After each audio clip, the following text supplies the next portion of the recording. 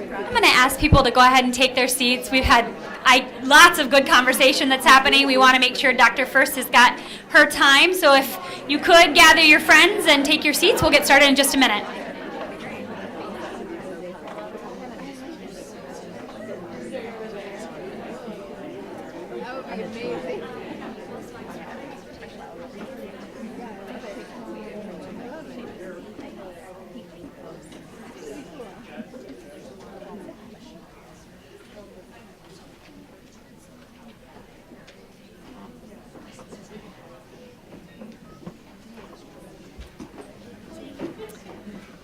Well, thank you. What an attentive audience. You guys are great. And the hush has started, so we'll go ahead and regroup.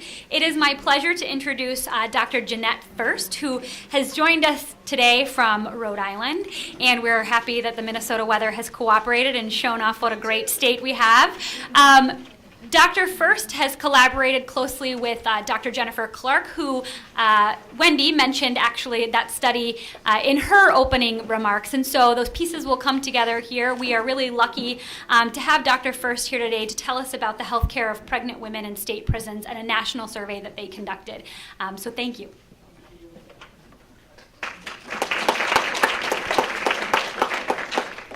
Thank you. Is this working okay back there? Yeah. Yes? Okay. This is my first time coming to Minneapolis, so when I knew I was coming today, I said, I have to build in some extra time here, and I've really, really enjoyed your city. So I arrived Friday night, and Saturday walked around campus, and of course, being a nurse, had to see the nursing school, so walked in there, and luckily there was a faculty there who was very nice and accommodating me on spur of the moment. And then since my children, who are now grown, always used to listen to Prairie Home Companion on a regular basis, of course I had to see them in Fitzgerald Theater, which was a real treat. And then yesterday, just again, spent more time walking around and then went to the beautiful sculpture garden and the museum there. So I feel like I should have at least another week to get more in, but I have appreciated the warm weather, and it's a really great city. I can see why it's rated so high, and the quality of life seems to be really great. I'm really the one who needs to be grateful for being here today, because it's always so invigorating when we have an opportunity to be with other people who are so dedicated and passionate about work that's very hard. And so for me, I just was so excited about hearing and having more time for questions and answers, which I know we'll have this afternoon. I want to give you a little bit of background as to how I ended up working behind bars, which was never my intention. I moved from Philadelphia to Rhode Island in 1994. And because we were a dual career couple, and it was my husband's time, so to speak, so we ended up moving to Rhode Island, and that it was quite an adjustment for me because I really was very connected in Philadelphia. But in about 1998, the warden, Roberta Richmond, at the Rhode Island State Women's Facility. In Rhode Island, we're such a small state that we have, the women's facility has 2 buildings, and we have both a minimum building and work release, and another building which is medium and maximum. But we're also a jail. We don't have jails and prisons for either men or women. So we house pre-trial and then post-trial women in the facility. I'm primarily in the medium maximum facility, although I do go over to the minimum facility when there are pregnant women that are there. So in 1998, the warden at that time was looking for someone to come in and do some grief therapy and grief groups, because there were about 12 to 15 women who had experienced traumatic losses within that year. Some had stillbirths, there was one woman whose son committed suicide, homicide, others who had a family member die and were, of course, traumatized because they hadn't had contact with that person for a long time. And even though we have just a terrific clinical social worker who I work really closely with, she really does not have the time to provide these kinds of additional services because she does intakes. I see some of you nodding your head, so you know the busyness in terms of what the clinical social work is able to do.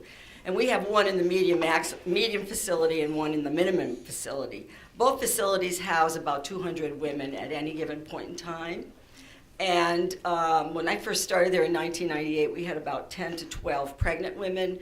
Now our numbers seem to be decreasing, and I think that's partly due to Dr. Jennifer Clark's excellent work.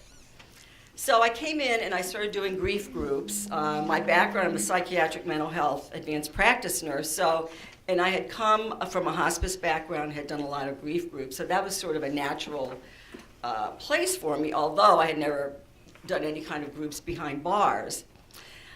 So I said to the warden, well, I'm certainly willing to try. I'll meet with the women individually and invite them to participate in a group if they so wish. And they all did. And that's sort of, and I said, I'll be here for a year, but as probably a lot of us in this room know, once you become involved in this work and the needs are so great and the people that we work with are really our teachers. That sounds kind of mundane, but I really feel that way. And that oftentimes my one day that I spend at the prison, which is Thursdays, is often my best day of the week. And the rest of the time I'm teaching undergrads, doctoral students, etc. Because there's just something very compelling being with people who have had so little in their growing up and have so much to tell us and to do. So during that, so I did this group, and that went on for a couple of years. And what I found in doing the grief groups was that these women, unlike us on the outside, they really have no time, no place where really they can grieve. And I was stunned by when I went to the literature to see, what's been written about and researched about grief. There was like nothing. And I said, how can this possibly be? There isn't anything. And since then, there's been a little bit more written about grief of women in prison, including grief of pregnant incarcerated women. So the warden, Roberta Richmond, who's now retired, but was really just a champion of programming and so forth, even though she walked that correctional programming kind of tightrope. Said, we're getting more and more pregnant women coming in. Would you kind of shift your focus to working with them? I said, well, let me see if I can kind of manage both, because I had then started educating the correctional officers on working with women who were grieving. And they had similar issues that the women have, and I've been finding the same true with the correctional officers around pregnant women, that the issues oftentimes are mirrors of each other. And so for the COs with the grief population, again, including pregnant women who lose their babies, one of the things that's hardest for them is wanting to be compassionate, yet knowing that they're correctional officers. And for many of them, really walking a different line. So I started to work with the clinical social worker. We did a needs assessment. There were about 12 women at the time who were pregnant, met each of them individually, and then invited them to join a group, which we ended up doing. And I invited a colleague of mine who's a nurse midwife. So we started doing a 1.5 hour group every week for the pregnant women. And that kind of has mushroomed now over the years. A lot of their questions and needs surfaced around education, even women who had other children before being incarcerated. But the little knowledge that they had about their own bodies was really surprising to me. So education, we heard earlier from Wendy, I believe, about the importance of social support. Well, this was their place where they could talk about what they needed, what kinds of problems they were experiencing in the system. They also would stay members of that group when they came back from after delivery, so we could monitor them in terms of postpartum. And they really started developing this very cohesive support group amongst each other. You know, talked a lot about how do you manage fatigue in this setting. We looked at nutrition, brought in a nutritionist to specifically address nutritional needs. Tried to figure out how they could get those 30 minutes a day of exercise, particularly when it's raining or snowing. So that's been a very exciting adventure, and they joined myself. I was able to get some small money from the University of Rhode Island, and we were able to publish this educational book, which is free, and I think there's one out there for you to look at, but if anybody would like to have one, if you email me, my email is ggf, my initials, ggf@uri.edu. I'll be happy to send you one free. And if you're also working with inmates around grief, we also were able to get a Robert Wood Johnson Foundation grant, and I have a grief pamphlet now specifically for men and women in prisons and jails, and I'd be happy to send you that. So I began working with the pregnant women, continuing my grief work, and then since I'm not hired by the DOC, it's really my service research practice place where I do research. I also provide clinical services, but I've been able to work within the entire system. My own belief, as I think it is many of yours, is when addressing the needs of pregnant incarcerated women, that also means looking at systems issues. That also means looking at working with correctional officers. And I probably comes from my psych mental health background, but it's working with the entire system. Because if the correctional officers are really invested and have a buy-in, then the care of those women is going to be much better. And so over the years, we've been able to develop a really great relationship with them, where now they're working with us, that we finally have developed a breastfeeding policy, which was really needed, but we really needed their support. So working with all members of the administrative staff and the correctional officers, as well as the pregnant women, has, I think, helped us to achieve some of the outcomes that we now have, although, of course, it continues to be a challenge and there are gaps. So at this point, I was working with the pregnant women. There was a think tank in Washington, D.C., where there were a lot of ACLU was there, Rebecca Project for Human Rights. I don't know if you're familiar with them, but they're a national organization that has really worked tirelessly on this effort. And it was really the first time that I heard women. There were 3 women who were now out of prison who basically shared their journey and their story. And they all had been shackled during labor and delivery, not just through transport, but labor and delivery. And as I get through the study, you'll see that that is continuing to happen in prisons, state prisons in this country. So I was totally stunned as a woman who's had children, as a nurse. So I kind of began to really become very nationally involved on the effort of anti-shackling, as well as looking at how can we improve the care of women who reside in prisons. Fortunately, Dr. Jennifer Clark, who's just a terrific colleague, and I developed standards pretty quickly, so that now, and this goes back to about 2001, 2002, when a pregnant woman comes into our facility, she gets a blue dot. That signifies that she's pregnant, so wherever she is, whether she's in the cafeteria, whether she's in Medline, whether she's outside, everybody knows she's pregnant. So that's kind of our identifier.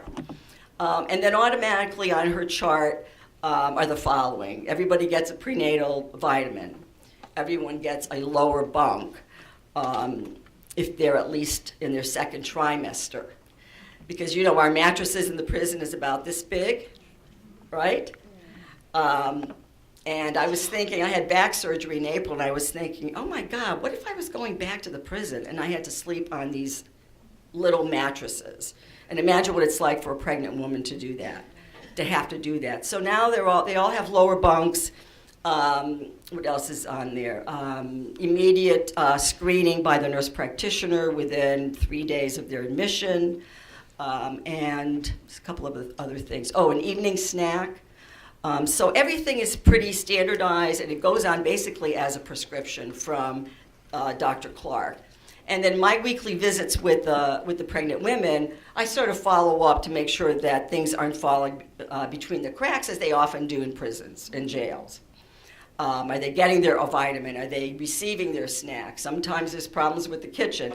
So I sort of work as a liaison between the women, with the warden, closely with Dr. Clark, with our clinical social worker, and with our parenting coordinator. So I'd say we're sort of like an invisible team that really works incredibly well together. And I also work, of course, with the nursing staff.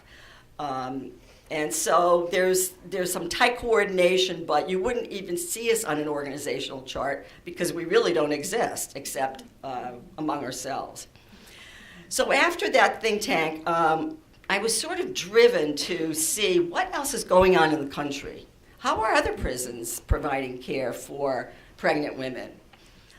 Tried again to go to the literature, and I think as Rebecca beautifully stated, there's no central place where you can gather this data, which of course was startling to me being a nurse, and being accustomed to electronic medical records and so forth. How can this data not be available? The Rebecca Project published their findings when they tried to put together, they have what's called a report card for each state, but they weren't able to get a lot of the data either because much of the information that occurs in prisons is not on their website. So I was sort of like, okay, Jen, let's do this national study. Now, this study now is about 5 years old, so it's time for me to do another round and see if anything's changed. But it'll be interesting to see what has changed, if anything. We've already discussed, Wendy gave a really great overview of this type of population.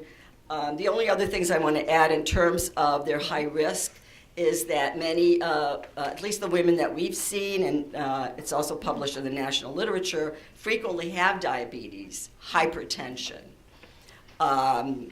terrible dental caries, Hep A and Hep B. So they have the percentage of chronic illnesses that women in prison have is much greater than the general population.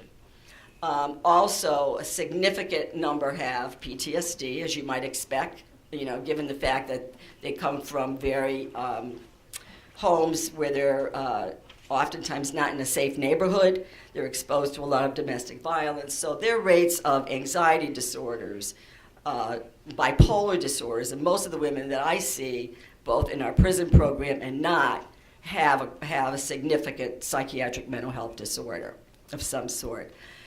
So you can see the risk, earlier we heard about pre-pregnancy, what's that term? Preconception health. Well, they come in with a lot of significant risk already because of the lack of good preconception health. And we also know that there's a higher incidence of low-term birth weight babies and preeclampsia with women who are incarcerated and who deliver their babies while they're in prison. But again, not so much in terms of what happens after they're out of prison.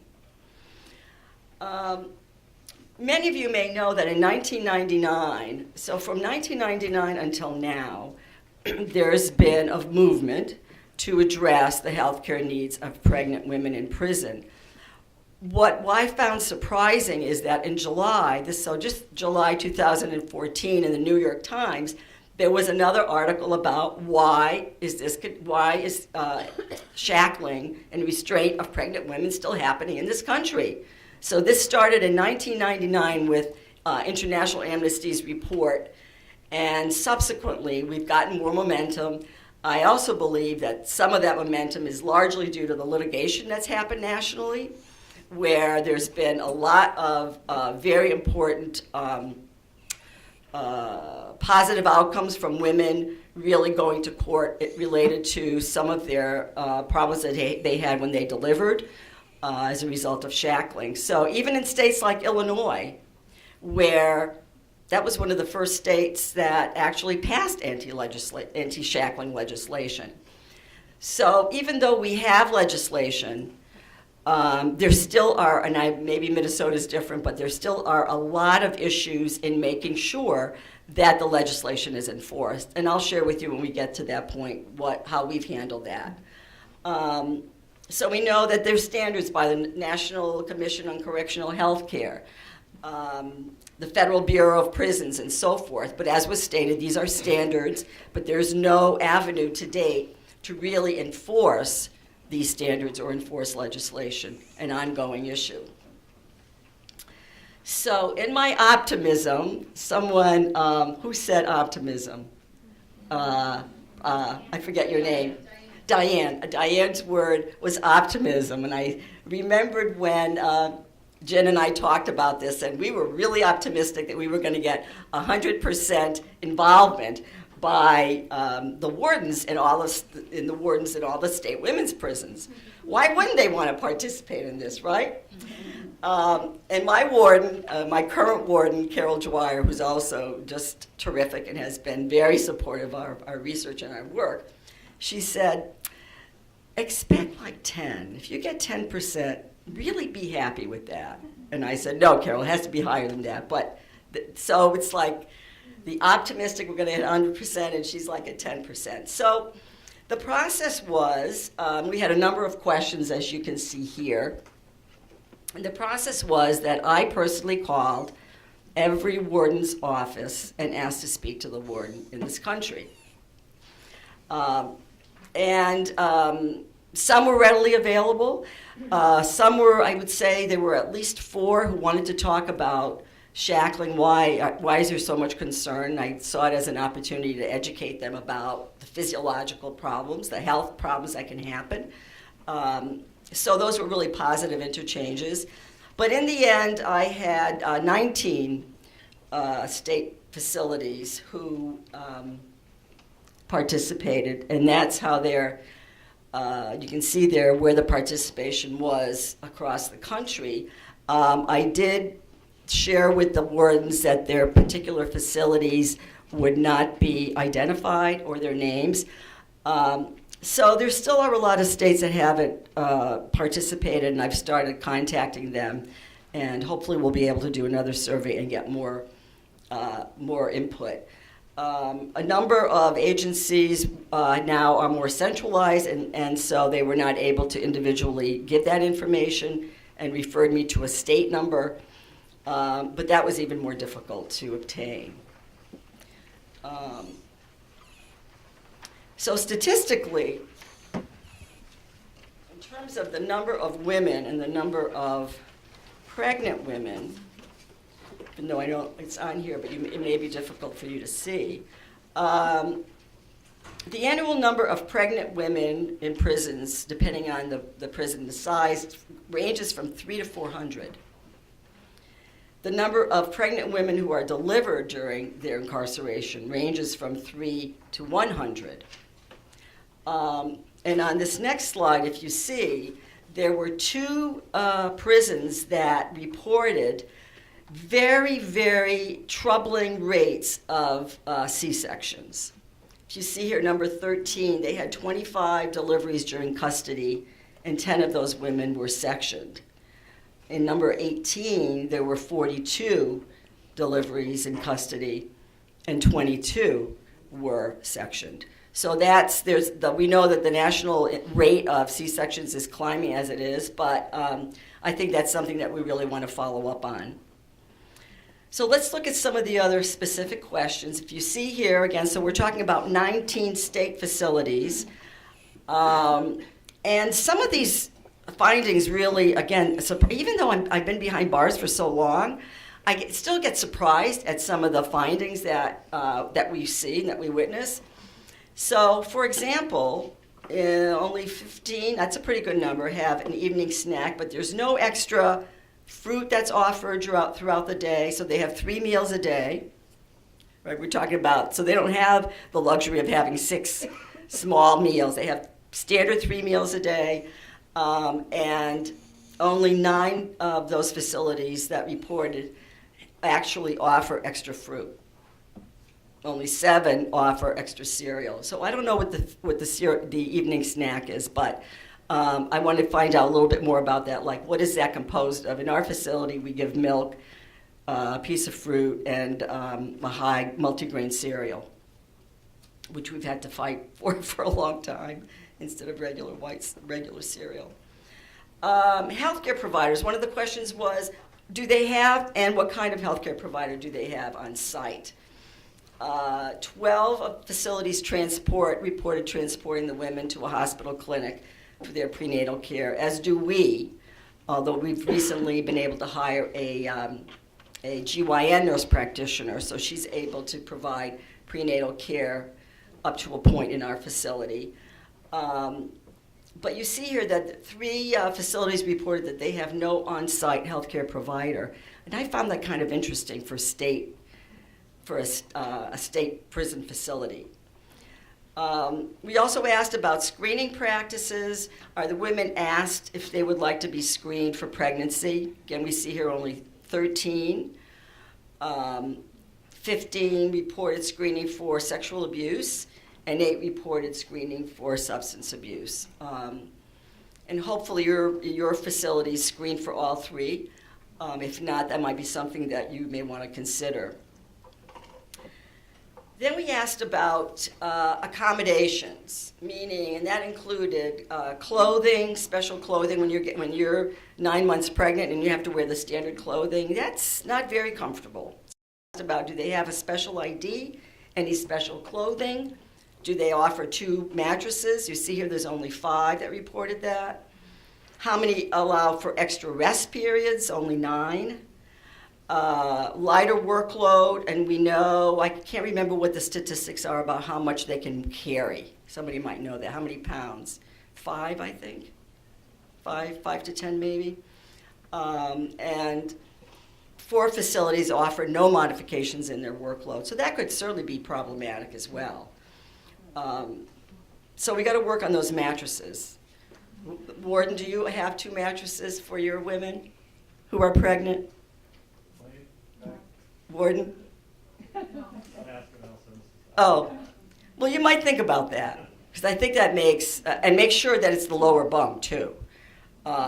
Because we know if you're anything like I was when I was pregnant with my daughter at the age of 40, I would have just fallen off every time I turned or, had a breath. So you want to make sure they're on the lower bunk for safety reasons, and again, the extra mattress goes a long way. Then there was another question about education, counseling, and support. Not surprising that only 4 facilities identified that they do have any kind of mechanism for special support groups for pregnant women. And I would really encourage you to consider starting that in your state prison here, because I think that makes such a big difference in terms of the women feeling support, particularly when they come back and they've had to leave their baby. I find that that's probably one of the most difficult aspects of their pregnancy experience. Specific educational programs, only 2 reported having specific educational programs for pregnant women. So we have a long way to go with there. But if we notice down on the bottom, wow, we've got 15 providing counseling for termination. I'm going to refrain from commenting. 14 providing counseling for birth control, but we only have 4 providing any kind of support while they're pregnant. So what's happening there? I'll leave that up for you to ponder, think about.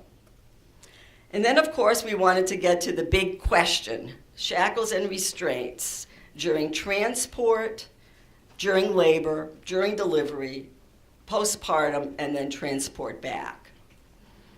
So what's your guess? How many do you think still, what do you say?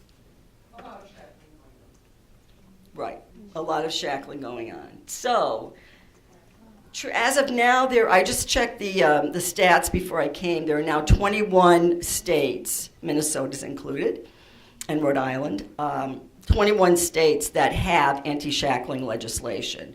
But that varies from state to state. And again, one of the problems is implementation and following through on those policies. In our facility now, the warden, Carol, established a policy that all of these correctional officers have, and also our women deliver at Women and Infants Hospital, which is a hospital for high-risk babies, so they get really exceptional care.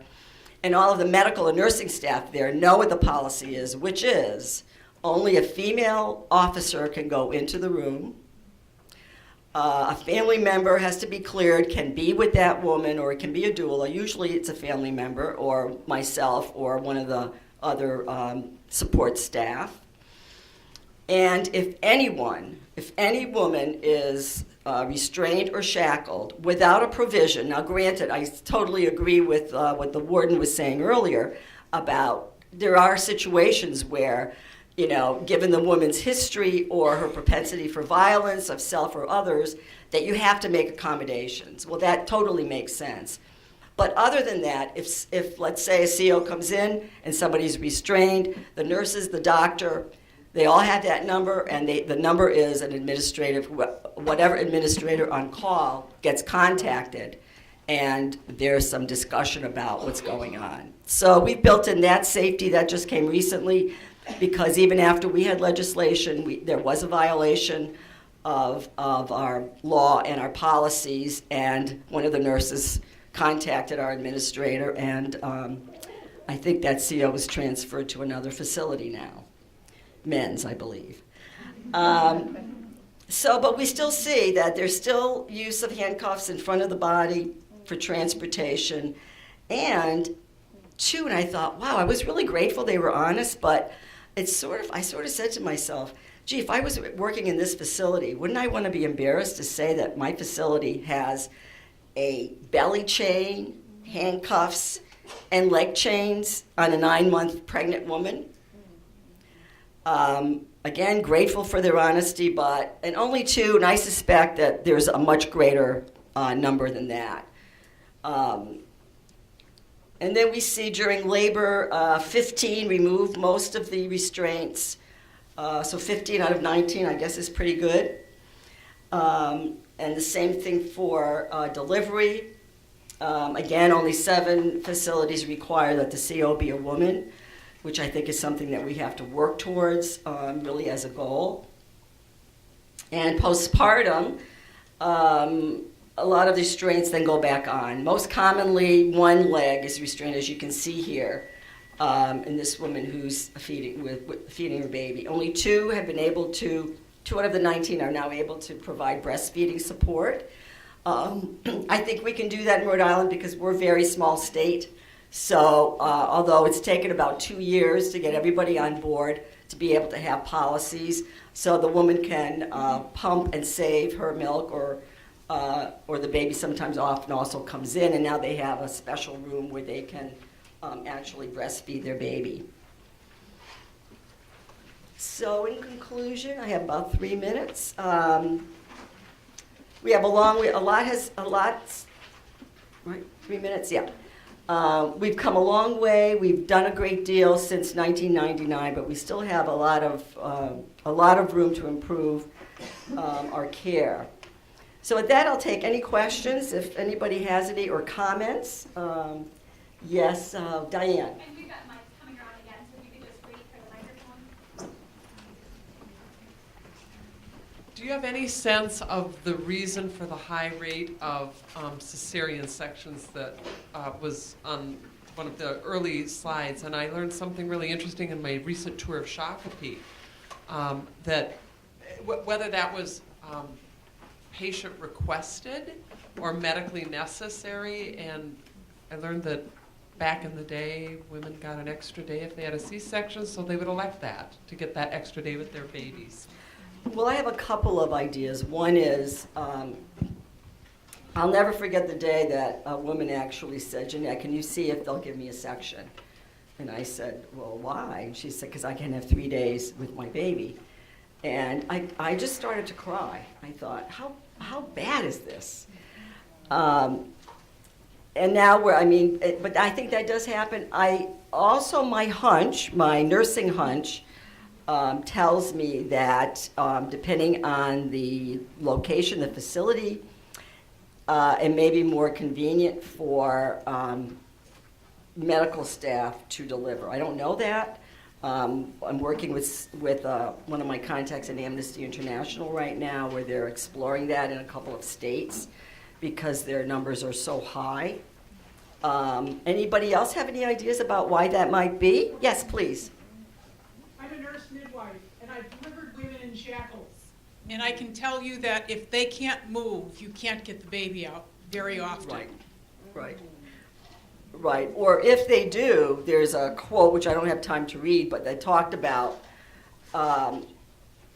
this woman really had permanent damage to her pelvis. She cracked her pelvis in multiple places. Will never be able to have children again because there was an emergency and they couldn't get those shackles off in time. But even under normal circumstances, I can't imagine myself having even one ankle shackled. Because you're screaming, right? Get this baby out! Please, get this baby out! So I appreciate that comment. Question or? Oh, I just wanted to commend you on the changes you've made in terms of facilitating breastfeeding for those moms. I think that's amazing. And I was wondering if you could talk a little bit about why breastfeeding is so important and what the top changes that could be made in facilities would be for you. Okay, Danielle or Mary, are you addressing breastfeeding? Either of you addressing breastfeeding? You know who I think would be better at telling you why it's so important is this nurse midwife who's here. Could you please? Why is breastfeeding so important? Breastfeeding is important for a couple of reasons. One being it colonizes the baby's gut, and the gut baby is much less likely to have nutritional issues as the baby grows up.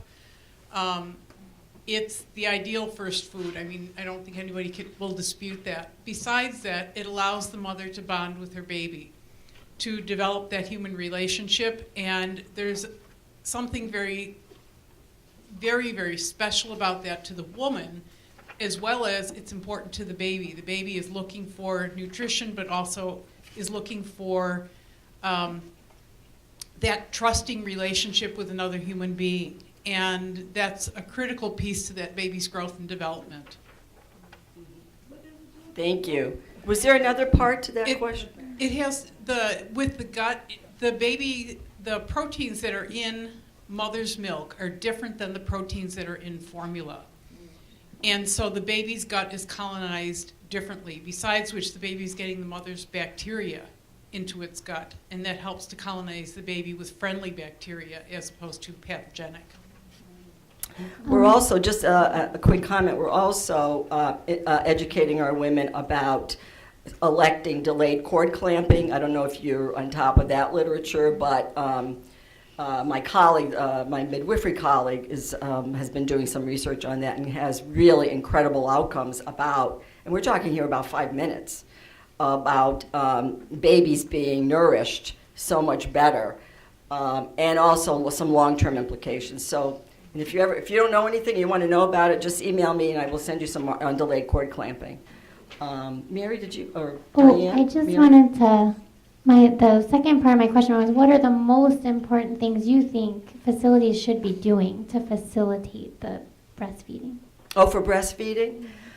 Well, a private space, obviously, so that, and that took a lot of working with the correctional staff, again, because security and time frame, et cetera, but we have a couple of lieutenants that are really, they're just fabulous. So they kind of work behind the scenes in facilitating this. And also, the biggest challenge is the procedures around pumping and storing the milk. Where are you going to pump? Where are the materials going to be held? Where's the pump going to be? Can the woman have it? Does it have to be in the nursing station?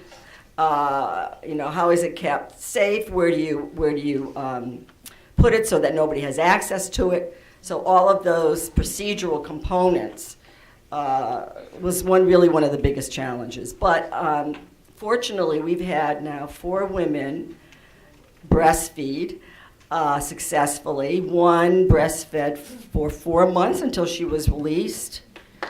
Yeah, it was great. We have another one who's delivering in December who wants to try, and 2 others who breastfed, I would say 3 to 4 months. So good, yeah. Yes? So then those moms, the baby lives there with them? No, we don't have any kind of, some of the They get moms. back and forth.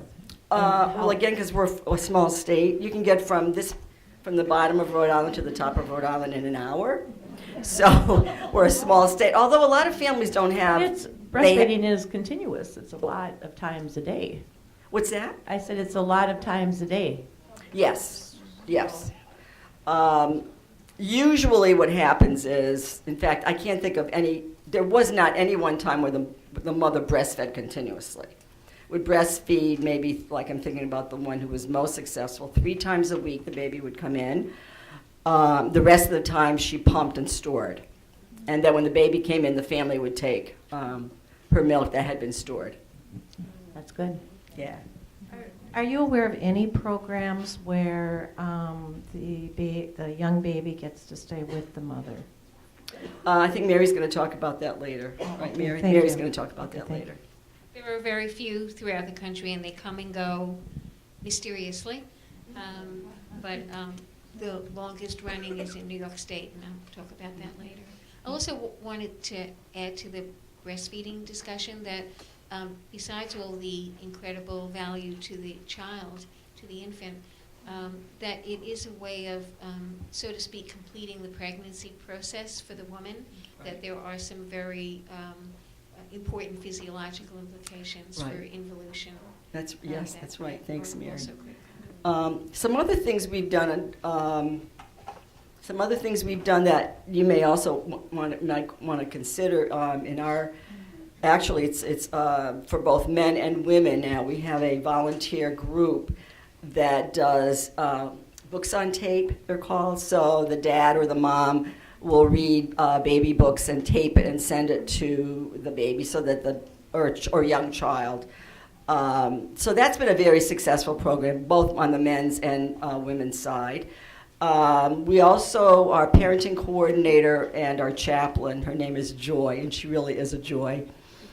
We've all been working together to provide not just games, developmentally appropriate games when the children come to visit. The parenting program's all set because there's somebody there who really helps to monitor and role play and help moms and babies interact. But in the regular visiting room, so now we have child-appropriate games where the mom and the child can really be interacting rather than just talk. We're a 3-year-old or even a 7-year-old, and that's been really, really successful. One of them is that the mom and child make these cutout animals that the child can then take home.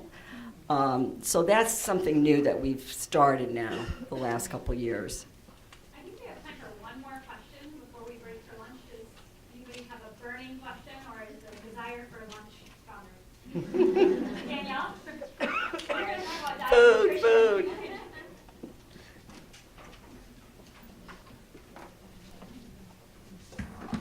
No, this is just sort of a comment/question that relates back to, I think, what Holly had said about education and shackling, and that, in our work, that when we educate the pregnant women that, hey, you're not supposed to be shackled in Virginia, but don't tell the correctional officers that, tell the doctors that, right? Because the correctional officers listen to the doctors to say take the shackles off the women, but they're not listening to our women or even the nurses in the room. So just, again, another way to just educate the women about here's what you can expect when you're working with them before they give birth, before they're in the Right, room. we actually give them they have the policy with them now. Because, in fact, that CO that violated our law and policies didn't listen to the doctors or the nurses either. He kind of pulled, So I think making sure everyone's educated is probably, and now with the women, they carry that with them. It's like the warden seals on it and blah, blah, blah, and if there's a problem, they show the CO and they'll show the nurses, and so that's helped too, but yeah, that's a really good point, Danielle. Lunch is right All right. upstairs. Thank Just wanna you. thank Dr. Ferszt.